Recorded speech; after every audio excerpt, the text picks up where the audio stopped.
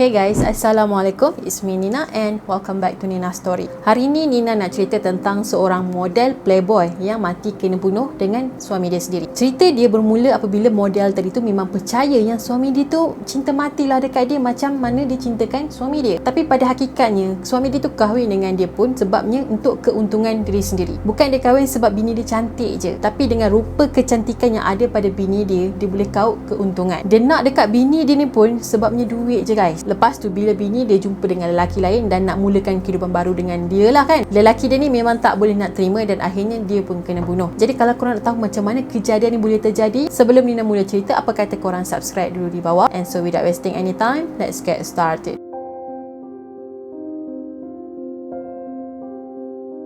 So, cerita ni bermula dengan seorang wanita yang bernama Dorothy Stratton dan suami dia pula bernama Paul Snyder. Pada masa tu, Dorothy ni baru berusia 20 tahun dan suami dia 29 tahun. Jadi, jarak umur diorang ni memang tersangatlah jauh. Walaupun jarak umur diorang jauh, tapi Dorothy ni tak kisah sebabnya dia memang sayangkan Paul. Sampailah pada satu hari tu kan, si Dorothy ni telah dijumpai meninggal. Pada hari dia ada meeting pasal hartanah dengan bekas suami dia iaitu Paul tadi. Jasad dia dijumpai dalam keadaan yang tak berpakaian dan dia mati kena tembak. So, jom Nina cerita dekat korang dulu apakah Dorothy ni yang sebenarnya sebelum kita masuk kepada kronologi pada hari kejadian.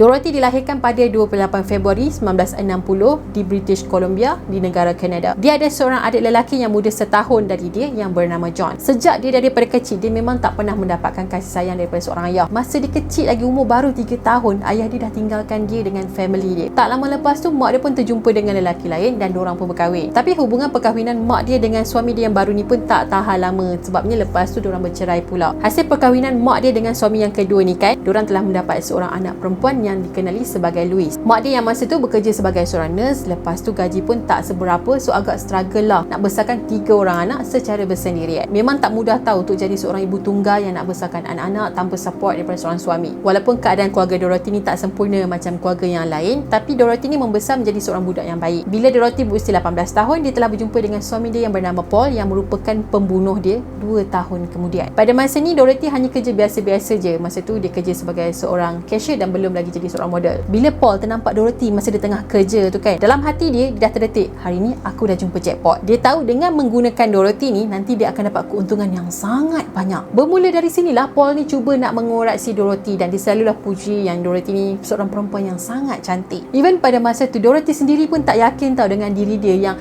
betul ke Paul ni cakap aku cantik. Dia rasa diri dia biasa-biasa je macam gadis yang lain je. So untuk menawan hati Dorothy supaya Dorothy ni percaya dengan kata-kata Paul pun belilah barang-barang kemas dekat dia, ajak makan tempat-tempat yang mahal, romantik dan puji Dorothy ni betapa cantiknya dia kalau dia jadi seorang model. Perempuan mana yang tak tertawan kan kalau dah dilayan macam seorang puteri sampai macam tu sekali. Even partner kita ni tolong buka pintu kereta kat kita pun kita ni dah kembang setaman kan, betul tak? Makin lama Dorothy ni dah mula suka dan jatuh cinta dekat Paul tanpa dia sedar apa niat sebenar di sebalik Paul buat macam ni. Dia rasa yang dia memang disayangi separuh mati oleh Paul. Sampailah satu hari tu Dorothy ni dah mula yakin yang dia memang cantik selepas dipuji berkali-kali oleh Paul. So segala taktik yang Paul buat selama ni tu dah mula berkesan dekat Dorothy. So satu hari tu Paul pun cakap dekat Dorothy, dia kata dia nak ambil gambar Dorothy tanpa ada sehelai benang pun. Lepas tu gambar-gambar Dorothy tadi ni dia akan hantar ke majalah Playboy. Mana tahu dorang ada luck ke kan, tiba-tiba Dorothy nanti terpilih sebagai model Playboy. Jadi Dorothy ni ambil masa 2 minggu jugalah nak setuju ambil ketak gambar tadi sebabnya dia tak pernah pula berbogel sebelum ni depan orang. Lepas fikir,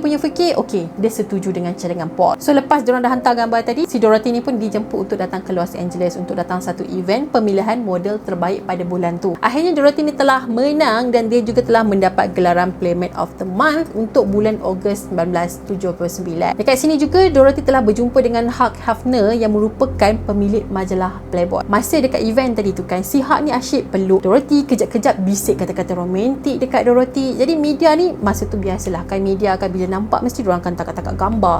So benda tu mendatangkan sedikit isu lah, akan mendatangkan sedikit kontroversi. Jadi pada masa dia tengah bisik-bisik dekat Dorothy tu, dia cakap yang dia akan jadikan Dorothy ni adalah satu bintang yang berkilau satu hari nanti. Dia dah niat nak jadikan Dorothy ni sebagai Marilyn Monroe yang seterusnya. So pada masa ni mana-mana lelaki yang dekat dengan Dorothy, semuanya macam nak menggunakan badan dia untuk kepentingan dorang. Bermula dari sinilah Dorothy mula terdedah dengan kehidupan sosial yang dia tak pernah terbayang pun sebelum ni. Dia dah join parti besar, naik kereta limo dan dikelilingi dengan orang-orang kaya. Walaupun dia dah masuk dunia selebriti lah orang kata, ceritakan, tapi dia ni sebenarnya masih lagi humble, masih lagi malu-malu kucing macam tu. Dia boleh lagi kawal diri dia, tapi pada masa yang sama sebenarnya dia masih lagi takut dengan dunia yang dia baru masuk pada masa tu. Walaupun dia dah mula busy dengan kehidupan dia yang baru kan, tapi dia tak pernah lupakan Paul. Dia akan selalu call dan update dekat Paul apa yang dia buat pada hari ni, dan dia akan ceritalah segala-gala aktiviti dia hari tu. Bagi dia, Paul adalah orang yang terpenting dalam hidup dia. Sebabnya kalau tanpa Paul, dia takkan dapat semua ni. Sampailah pada satu hari tu, Paul ni telah melamar Dorothy untuk menjadi isteri dia. Dah tentulah si Dorothy ni excited gila kot. Sebabnya Paul ni adalah seorang lelaki yang caring, gentleman dan selalu ada dengan dia. Tapi kan kawan-kawan Dorothy ni tak berapa setujulah yang Dorothy ni nak kahwin dengan Paul. Bagi dorang, Dorothy ni baru je bermula kejayanya sebagai seorang model. At least enjoy dululah apa yang dia dapat, dan kemudian barulah fikir kalau nak kahwin tu kahwinlah kan. Tapi Dorothy memang dia tak nak dengar, sebab bagi dia Paul adalah segala-galanya, dan dia terlalu mencintai Paul sampaikan macam tak sanggup nak berpisah. Dan akhirnya dorang pun telah kahwin pada Jun 1979. Awal tahun 1980 macam tu, Dorothy ni telah mendapat tawaran untuk berlakon dalam filem komedi iaitu They All Laugh. Semasa penggambaran ni dekat New York, Dorothy sebenarnya dah mula buat hubungan sulit dengan pengarah filem ni sendiri yang bernama Peter. Paul dah mula rasa suspicious tau, sebab dia rasa Dorothy ni macam dah berubah sikit. Setiap kali dia call Dorothy, dia akan cakap yang dia terlalu cintakan Dorothy. Tapi kan Dorothy ni memang tak akan cakap apa-apa. Dia senyap je bila suami dia confess yang saya sayang awak, saya rindu awak, tapi dia pun macam buat dia je. So Paul ni dah mula rasa curiga lah, sebab sebelum ni Dorothy tak macam tu. Jadi dia pun upalah seorang penyiasat untuk pergi tengok apa yang terjadi dekat sana sebenarnya. Sampailah Dorothy dah habis syuting filem ni dekat New York, dia pun balik dan dia pun jumpa dengan Paul dan cakap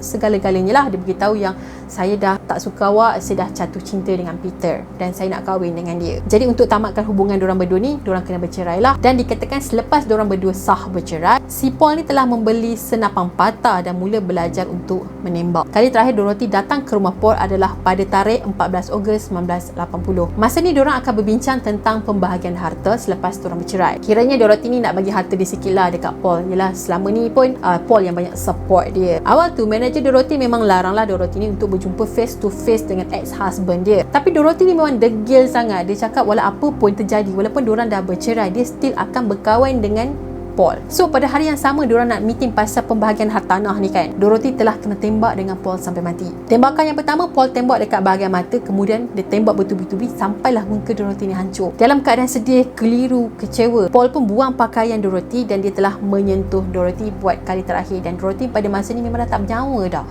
Psikonya dia, seram tu. Bila Paul ni sedar yang dia buat tu salah, dia dah bunuh orang, Paul ambil senapang patah tadi, dia tembak diri dia pula dan dia pun mati guys. Manakala boyfriend baru Dorothy yang bernama Peter tadi tu memang sangat terkesanlah dengan permergian Dorothy, sebabnya diorang memang plan untuk hidup bersama-sama dah. Akhirnya kisah Dorothy ni bukan berakhir sebagai seorang bintang yang hebat, tapi dia terkenal dengan kejadian yang mana kematian dia sangatlah tragis.